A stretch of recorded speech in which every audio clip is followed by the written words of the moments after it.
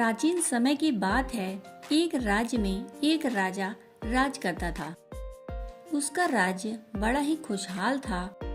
धन धान्य की कोई भी कमी न थी। राजा और प्रजा खुशी खुशी अपना जीवन यापन कर रहे थे। एक वर्ष उस राज्य में भयंकर अकाल पड़ा। पानी की कमी से फसलें सूख गईं। ऐसी स्थिति में किसान राजा को लगान नहीं दे पाए।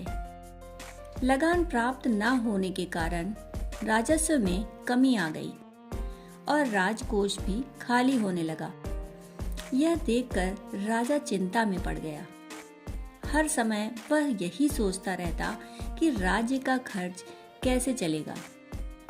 अकाल का समय निकल गया, स्थिति सामान्य हो गई, किंतु राजा के मन में यह चिंता घर कर गई कि यदि दोबारा अकाल पड़ गया तो राज्य का खर्च कैसे चलेगा।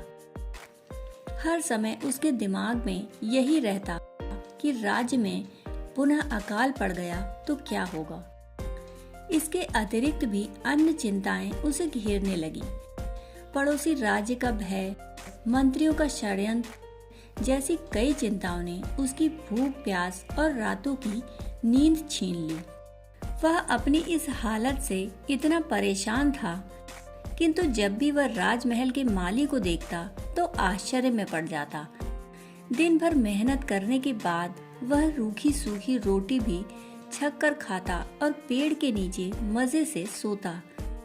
कई बार राजा को उससे जलन होने लगती। एक दिन राजा के राज दरबार में एक सिद्ध साधु पधारे। राजा ने अपनी समस्या साधु को बताई और उसे दूर करने का सुझाव मांगा।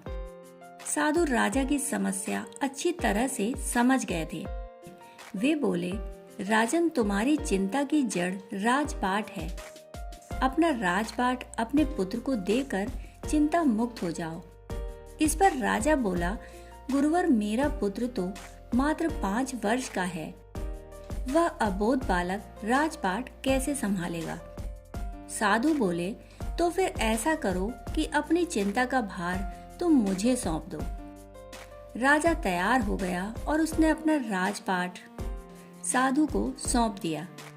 इसके बाद साधु ने पूछा, अब तुम क्या करोगे।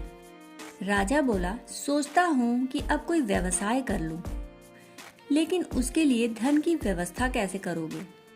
अब तो राजपाट मेरा है, राजकोष के धन पर भी मेरा अधिकार है, तो मैं कोई नौकरी कर लूंगा। राजा ने उत्तर दिया, यह ठीक है, लेकिन यदि तुम्हें नौकरी ही करनी है तो कहीं और जाने की आवश्यकता नहीं, यही नौकरी कर लो।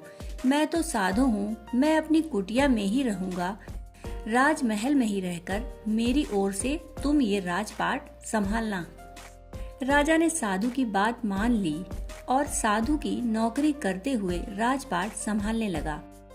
साधु अपनी कुटिया में चले गए। कुछ दिन बाद साधु पुनः राजमहल आए और राजा से भेंट की तथा पूछा, कहो राजन, अब तुम्हें भूख लगती है या नहीं, और तुम्हारी नींद का क्या हाल है। गुरुवर, अब तो मैं खूब खाता हूँ और गहरी नींद सोता हूँ। पहले भी मैं राजपाट का कार्य करता था, अब भी करता हूँ, फिर ये परिवर्तन कैसे। ये मेरी समझ के बाहर है। राजा ने अपनी स्थिति बताते हुए प्रश्न भी पूछ लिया। साधु ने मुस्कुराते हुए जवाब दिया, राजन, पहले तुमने काम को बोझ बना लिया था और उस बोझ को हर समय अपने मानस पटल पर ढोया करते थे, किंतु राजपाट मुझे सौंपने के उपरांत तुम समस्त कार्य अपना कर्तव्य समझकर करते हो, इसीलिए चिंता मुक्त हो। हम जीवन में जो भी कार्य करें अपना कर्तव्य समझकर करें, न कि बोझ समझकर। यही चिंता से दूर रहने का उपाय है। दोस्तों, कहानी सुनने के लिए आपका बहुत बहुत आभार।